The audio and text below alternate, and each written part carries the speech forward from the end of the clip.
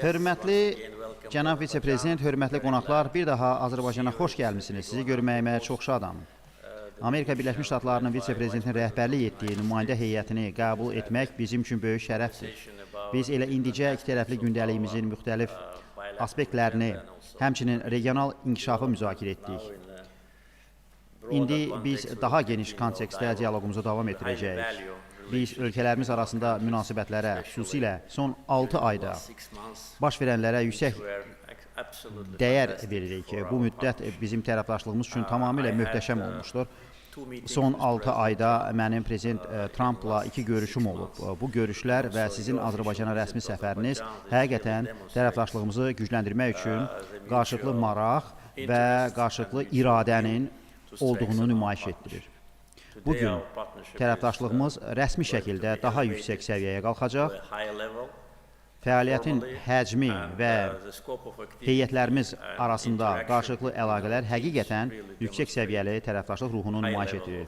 Sizə yaxşı vaxt keçirməyi arzulayıram və əminəm ki, səfər bizim güclü əməkdaşlığımıza daha bir töhfə olacaq. Bir daha xoş gəlmisiniz.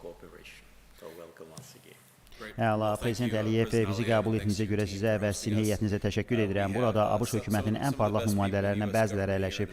Prezidentimiz sizə öz salamlarını, xoş arzularını çatdırır və tərəfdaşlığınız üçün sizə minnətdardır. Azərbaycan və Ermənistan arasında Prezident Trumpın vasitəçilik etdiyi sülh razılaşması düşünürəm ki, onun vasitəçiliyi olan 7-ci və 8-ci sülh razılaşmasıdır. Bilirəm ki, Prezident Trump bununla çox qürur duyur, çünki o sizin ölkənizə həm də Ermənistana heyrandır. Əfsuslar olsun ki, sonuncu administrasiya bir çox səhvlərə yol verdi. Onların yol verdikləri səhvlərdən də biri Azərbaycana münasibətə çox sərsəm siyasətin yürüdülməsi idi. Biz prezidentin rəhbərliyi ilə bunu düzəltdik. Buna görə də mən çox minnətdaram. Bilirəm ki, o aranızdakı tərəfdaşlığa və dostluğa rəhbər heyətlər və administrasiyasının arasında münasibətlərə görə çox minnətdardır. Burada olmaq çox xoşdur. Düşünürəm ki, bizim çox maraqlı söhbətlərimiz olacaq. Əlbəttə ki, biz strateji tərəfdaşlıq xartiyasını imzalayacaq və mən bunu səbirlə gözləyərəm. Bu ötən il bir çox nailiyyətləri olan dostlar arasında baş tutan yaxşı bir görüşdür və hesab edirəm ki, növbəti 3 ildə biz daha çox nailiyyətləri qazanacağıq. Çox təşəkkür edirəm.